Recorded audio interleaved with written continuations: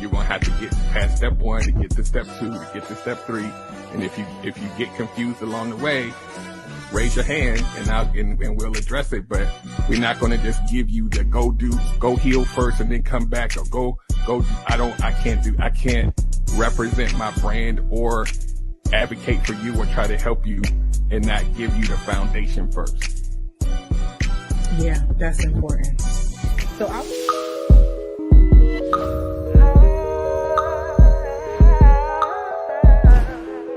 Hey y'all, welcome to Verbal Tea, the journaling podcast where we focus more on our own inner voices than the voices of those around us. I'm Globe, your host, and each week we explore topics through journal entries. The conversations that myself and my guests have are based on journal prompts that I come up with monthly themes, okay? And if you want to write along, you can. You serious, Clark? Every month, I release a monthly blog with a preview of what's to come for the month. So there's prompts there for you guys to write along with us. And on that same website, you can also submit reviews or even a snippet of your own journal entry for us to read on future Little Teaspoons. You can find that in the show notes. All right, so let's get into it, y'all. This month, we are covering relationships. I know. I know, I'm doing it, y'all. Oh my God! Okay, it's happening. Everybody stay calm. What's the Everybody procedure, stay calm. everyone? What's the procedure? Stay calm. I think that relationships are a very popular topic on podcasts. And honestly, probably the biggest inspiration for a lot of people who are making podcasts, because relationships are everything, you know? Community is everything for us, how we relate to each other. That is just like human nature.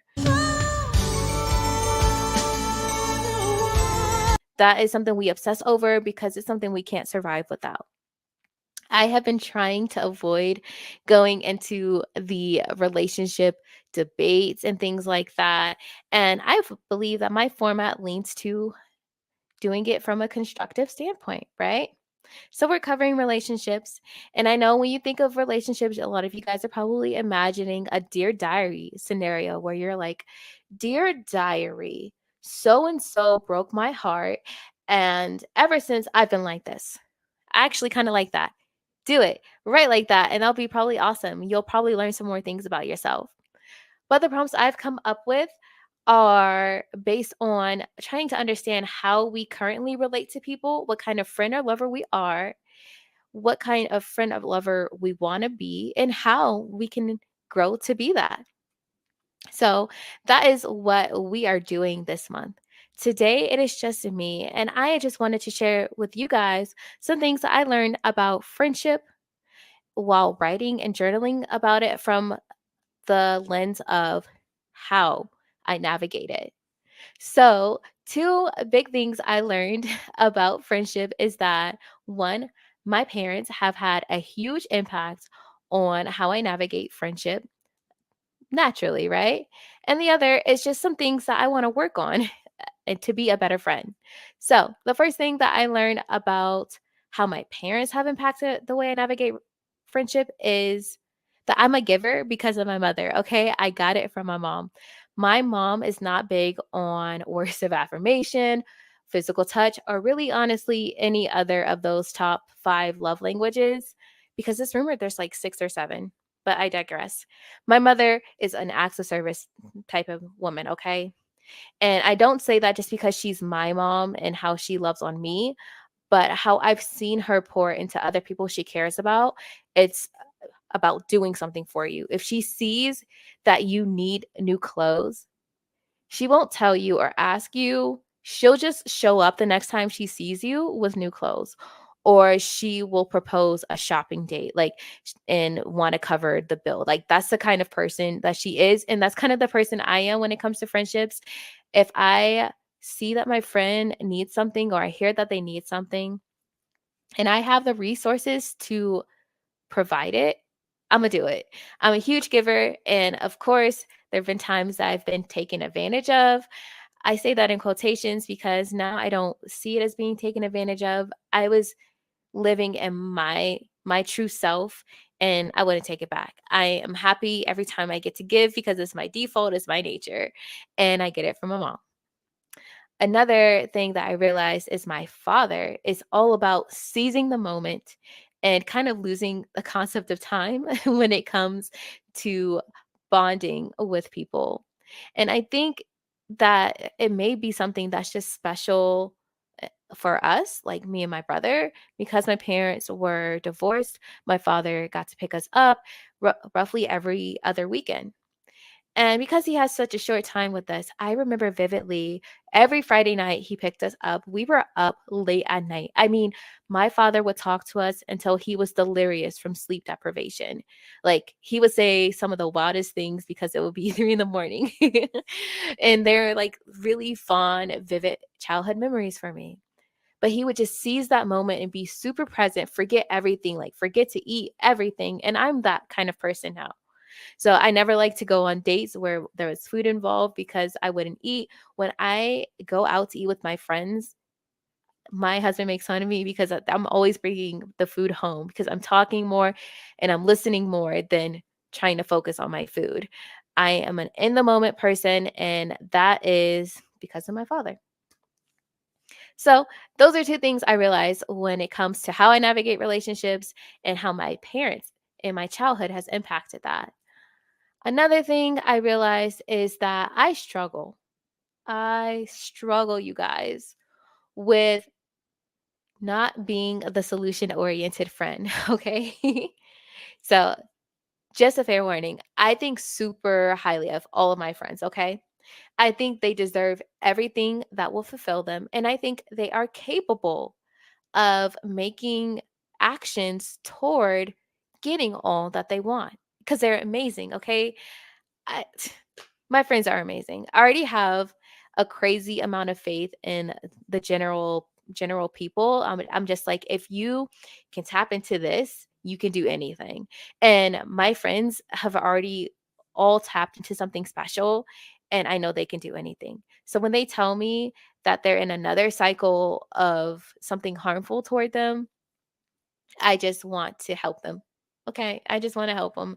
And sometimes people don't need to hear that, and honestly, most times they don't. And that is something I struggle with, is identifying when I just need to be the supportive listening friend and not like the warrior.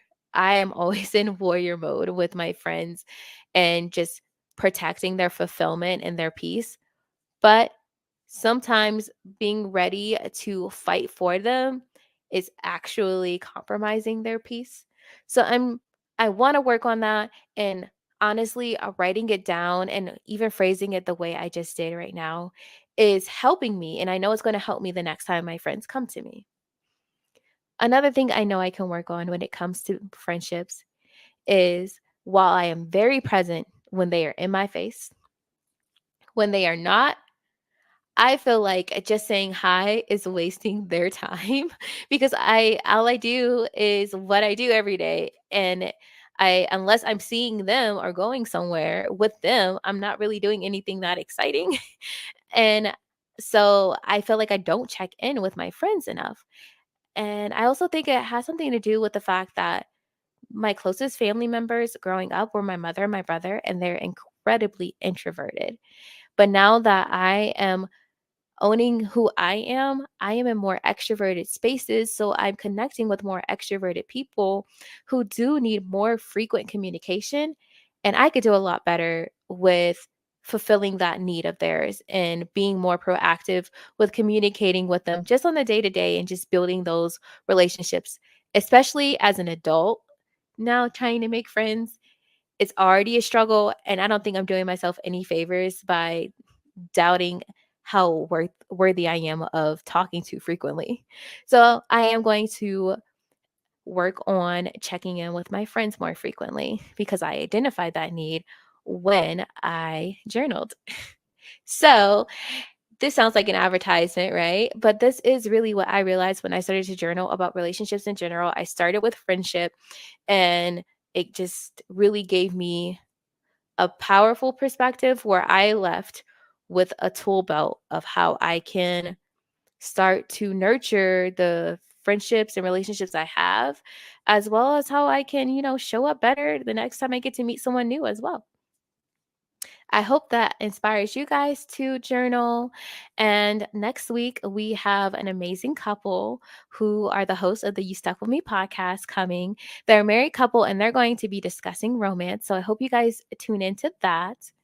In the meantime, you can keep in touch with us at Verbal Tea Time on Instagram and TikTok, at Verbal Tea on anywhere you stream podcasts, including wherever you're listening to me now.